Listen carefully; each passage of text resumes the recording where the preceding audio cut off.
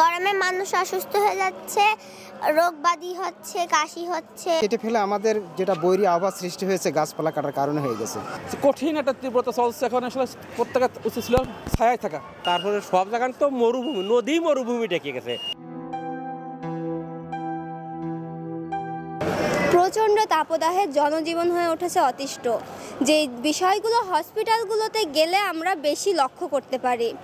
হসপিটালগুলোতে রোগী দেখতে আসা মানুষগুলো নিজেরাই ফিরে যাচ্ছেন রোগী হয়ে।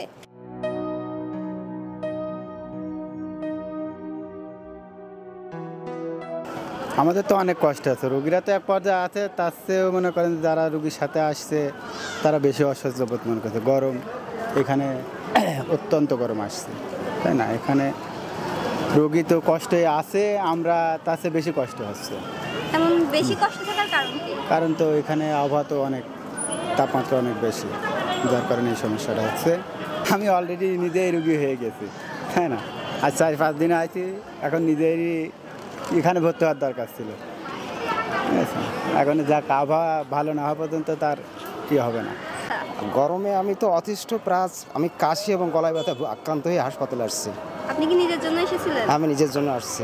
কেটে ফেলে আমাদের যেটা বৈরী আবহাওয়া সৃষ্টি হয়েছে গাছপালা কাটার কারণে হয়ে গেছে।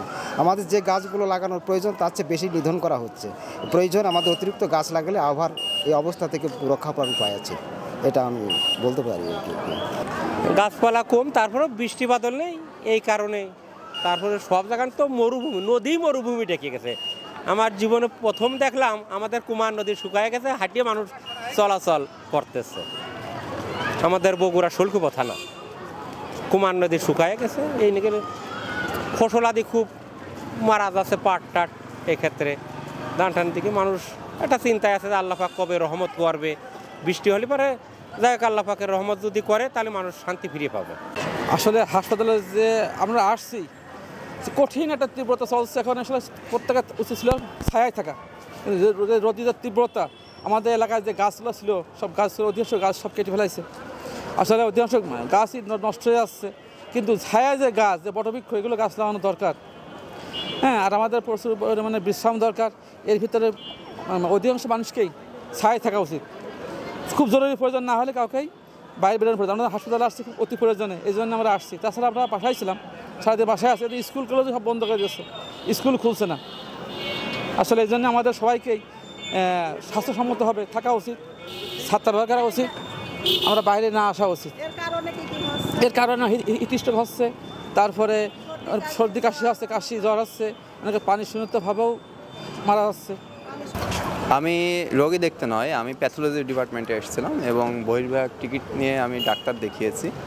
এবং ঘুরে ফিরে দেখার সময় আমি চারপাশের অবস্থা অবলোকন করেছি, পর্যবেক্ষণ করেছি। আমার কাছে মনে হয়েছে চারপাশের অবস্থা আরও সুন্দর হয়েছে আগের তুলনায়, যেহেতু এখানে বহু তলা বিশিষ্ট মানে হাসপাতালের কেন্দ্র বাড়ানো হয়েছে, এখানে আরও সুন্দর হয়েছে। কিন্তু এই যে রোদের যে তাপ প্রবাহ, এই তাপ প্রবাহ যদি সেভাবে গাছ লাগানো হতো, ফলজ বৃক্ষ, ঔষধি বৃক্ষ, তাহলে সেটা হয়তো বা হাসপাতালকে আরও সুন্দর করে তুলতো।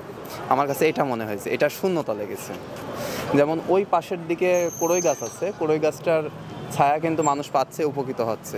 বাইরে থেকে যারা ইজি বাইক চালিয়ে আসছে, ভ্যান চালিয়ে আসছে, রিক্সা চালিয়ে আসছে, তাদের খুবই উপকারে লাগছে। যেমন এই আম গাছটার ছায়া কিন্তু অনেক উপকারে লাগছে, এখানে বাদাম বিক্রি করছে। ঠিক তেমন যদি এইখানটাতেও যদি তেমন একটা কাজ করা যেত, তেমন দ্রুত বর্ধনশীল বৃক্ষ লাগানো যেত, তাহলে ছায়া পেত মানুষ, এবং বাইরে থেকে যে কষ্টটা নিয়ে আসতো বুকে, সেটা এখানে থেকে নিমিষেই সেটা সারিয়ে তুলতে পারতো। আমার কাছে এটাই মনে হয়েছে, আমার মতামত এটা। গরমে মানুষ অসুস্থ হয়ে যাচ্ছে, রোগবাদী হচ্ছে, কাশি হচ্ছে, ওরা জ্বর বাদক আসছে, অনেক অতিষ্ঠ হয়ে যাচ্ছে। আমরা গরমে মানুষরা মরেও যাচ্ছে। সুপ্রিয় দর্শক, নিজেরা গাছ লাগান, পরিবেশ বাঁচান, প্রকৃতি বাঁচলে বাঁচবে মানুষ। এতক্ষণ সদর হাসপাতাল থেকে আপনাদের সাথে ছিলাম আমি ঈশানুল ইসলাম।